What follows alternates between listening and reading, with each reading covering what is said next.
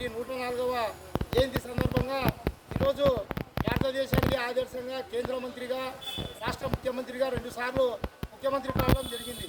మన డోన్ నుంచి ముఖ్యమంత్రిగా గెలుపొంది ఉమ్మడి జిల్లాలకు డోన్ ఎమ్మెల్యే ఉమ్మడి జిల్లాలకు ముఖ్యమంత్రిగా పనిచేసిన నిస్వార్థపరుడు, వ్యాక్సినేషన్ లేకుండా ఏమి లేకుండా దేశానికి ఆదర్శంగా కోట్ల విజయభాస్కర్ రెడ్డి ముఖ్యమంత్రిగా ఎన్నో సంస్కరణలు ఎన్నో తీసుకొచ్చిన ఆయన 104వ జయంతి సందర్భంగా అభినందనలు తెలియజేస్తూ, అదేవిధంగా భారతదేశంలో ఎంతో పేరుగాంచిన నిరాడంబరుడు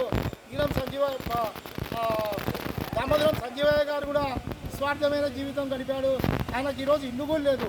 కనుక గతంలో ఈ ఎన్టీ రామారావు పేరుని విజయభాస్కర్ జగన్మోహన్ రెడ్డి గారు ఆ రోజుల్లో ఒక జిల్లాకు పేరు పెట్టి ఆదర్శప్రాయుడు. అదేవిధంగా నారా చంద్రబాబు నాయుడు గారు కర్నూలు జిల్లాకి దామోదరం సంజీవ పేరు, నంద్యాల జిల్లాకి కోట్ల జిల్లాగా పేరు నామకరణం చేయాలని చెప్పి ఈరోజు 104వ జయంతి సందర్భంగా జాతీయ బీసీ సంక్షేమ సంఘం ఆంధ్రప్రదేశ్ రాష్ట్ర సంయుక్త కార్యదర్శి ఏఈ నాగరాజు డిమాండ్ చేస్తున్నాము. ఈ కార్యక్రమానికి సంఘీభావంగా ఎర్రగుంట్ల తెలుగుదేశం నాయకులు మాజీ ఎంపీటీసీ నారాయణ గారు కూడా మాకు సంఘీభావం తెలియజేశారు. అదేవిధంగా లాజర్ గారు, ఈశ్వరయ్య గారు, తర్వాత బలరాముడు గారు, శివారెడ్డి గారు, శ్రీరాములు అందరూ కూడా ఈరోజు నిజంగా మహనీయుని జన్మదినాన్ని అందరూ ఎన్నో రకాల చేస్తున్నారు. అట్లా కాకుండా దేశంలోనే ఆదర్శంగా ఎన్టీ రామారావు పేరుని జగన్మోహన్ రెడ్డి గారు సూచించినట్లు ఈరోజు మాజీ ముఖ్యమంత్రులు